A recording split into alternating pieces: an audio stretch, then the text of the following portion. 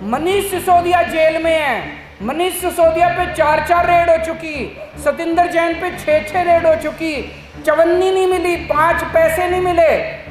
इनके दोस्त के ऊपर एक भी रेड नहीं हुई जिसके ऊपर इतने आरोप लग चुके हैं। और जितने चोर उचक्के लफंगे लड़कियों को छेड़ने वाले, हमारी महिला प्लेयर्स थी उनको छेड़ने वाले, सब इनकी पार्टी में, सब इनकी पार्टी में।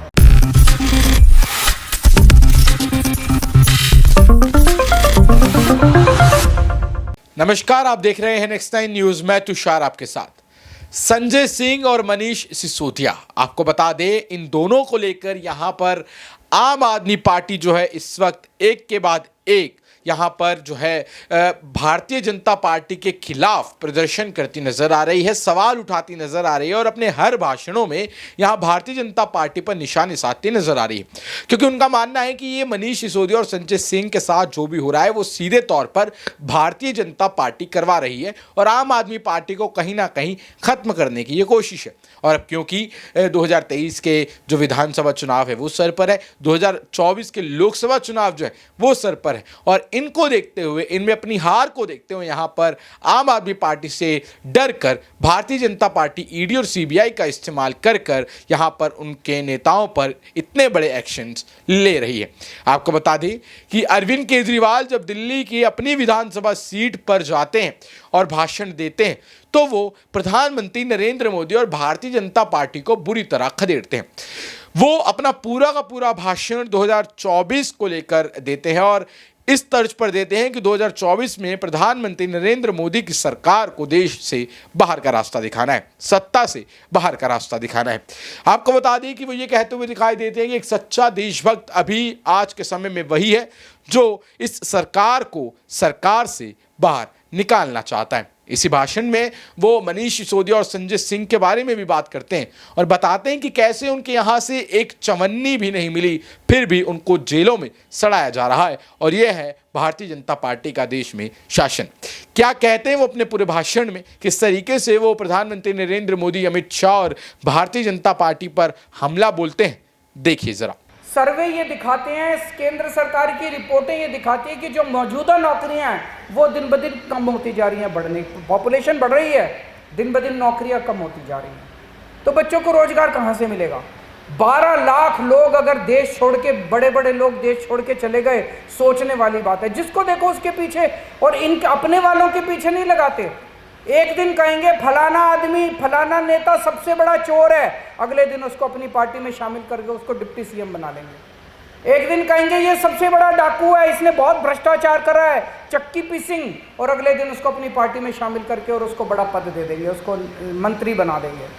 ये क्या नौटंकी मचा रखी है इन लोगों ने। कहते हैं भ्रष्टाचार दूर कर रखे हैं, सबसे ज्यादा भ्रष्टाचार इन लोगों ने किया अगर भारत में। एक ही ये कहते हैं वन नेशन वन फ्रेंड, सबका एक ही दोस्त होना चाहिए।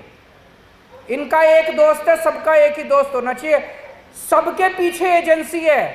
मनीष सिसोदिया जेल में है। मनीष सिसोदिया पे 4 रेड हो चुकी, सतिंदर जैन पे 6 रेड हो चुकी, चवन्नी नहीं मिली, 5 पैसे नहीं मिले। इनके दोस्त के ऊपर एक भी रेड नहीं हुई जिसके ऊपर इतने आरोप लग चुके हैं। तो मामला भ्रष्टाचार का नहीं है। इन्होंने बेड़ा गर्क कर दिया, सारी इकोनॉमी का बेड़ा गर्क कर दिया। और जितने चोर उचक्के लफंगे लड़कियों को छेड़ने वाले, हमारी महिला प्लेयर्स थी उनको छेड़ने वाले, सब इनकी पार्टी में, सब इनकी पार्टी में। इनकी पार्टी एक तरह से प्रोटेक्शन देती है। कोई कहीं चोर उचक्का लफंगा गलत काम कराए, इनकी पार्टी शामिल कर ले, उसके बाद किसी एजेंसी की, पुलिस की हिम्मत नहीं है जो उसको हाथ लगा दे, जो उसको कुछ कर दे। तो इन्होंने तरक्की का तो एक भी काम नहीं किया। आज सबसे बड़ी 3 समस्याएं हैं देश के सामने: महंगाई, बेरोजगारी और भ्रष्टाचार। और इन तीनों पे इन लोगों का कोई भी वो नहीं है। तो मेरा आप लोगों से निवेदन है कि अब हमें खूब मेहनत करनी पड़ेगी।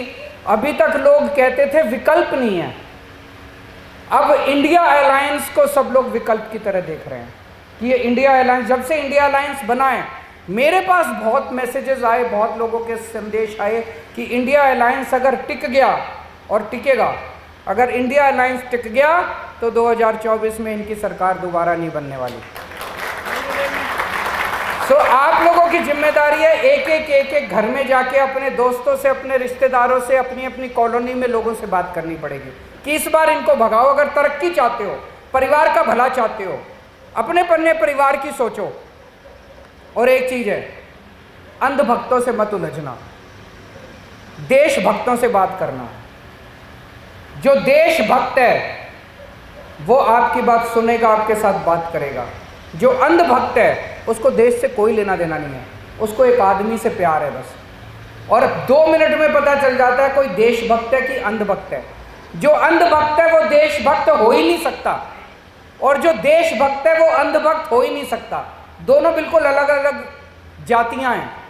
तो अंधभक्तों से बिल्कुल मत उलझना, वो नहीं मानने वाले। जो देश की सोचते हैं, देश के लिए पीड़ा रखते हैं, उन लोगों से बात करनी है, घर घर जाना है। अब 5-6 महीने हैं, हम स्पेसिफिकली पूरा प्लान बना रहे हैं, दिल्ली का भी, अन्य राज्यों का भी। वो पूरा प्लान आपके साथ शेयर करेंगे, आपकी ट्रेनिंग भी करेंगे। और थोड़ा सा टाइम आप लोगों को देना पड़ेगा। ये चुनाव देश के लिए बहुत ज़रूरी है, क्योंकि और अगर 5 साल ये लोग आ गए तो देश का बेड़ा गर्क कर देंगे। ये लोग बिल्कुल ख़त्म कर देंगे इस देश को। आप सब लोगों का बहुत बहुत शुक्रिया और गॉड ब्लेस यू। सब लोगों के त्योहारों की बहुत बहुत शुभकामनाएं। और मेरे ख्याल से एक फ़ोटो भी हो जाए, तो मेरा सुझाव है एक लाइन आती जाए, फ़ोटो खिंचवा के फिर चलती जाए, फिर दूसरी लाइन आ जाए। देखा आपने किस तरीके से यहां पर अरविंद केजरीवाल ये साफ साफ कहते हुए दिखाई दिए कि सिर्फ अपने एक दोस्त को बचाने के लिए पूरे के पूरे विपक्ष और पूरे के पूरे जो जितने भी यहां पर नेता हैं उनको यहां पर खत्म करने की कोशिश जो है वो की जा रही है। ये दोस्त कौन है ये आप भी जानते हो और हम भी, वो है गौतम अडानी। और उनको लेकर यहां पर बात रखी अरविंद केजरीवाल ने, कहा जब उनके घोटालों को लेकर खबरें आई तो उन पर एक भी जांच नहीं की जाती है और हमारे नेताओं पर ऊल फजूल जांच कर यानी कि फेक मुकदमे लगाकर उनको जेल में डाला जाता है। आपको बता दें कि संजय सिंह, मनीष सिसोदिया इस वक्त जो है वो ईडी की गिरफ्त में है। दिल्ली आबकारी नीति के तहत मनीष सिसोदिया पर सुप्रीम कोर्ट जो इस समय बेल को लेकर सुनवाई कर रहा था, उनका फैसला सुरक्षित रखा हुआ है। हालांकि हाई कोर्ट ने संजय सिंह को जो है यहां पर राउज एवेन्यू कोर्ट के हवाले अभी छोड़ दिया है, यानी कि उनकी बेल याचिका को जो है वो खारिज कर दिया है। और इसी के तौर पर अभी प्रधानमंत्री नरेंद्र मोदी को घेरते हुए नजर आ रही है आम आदमी पार्टी, क्योंकि इस समय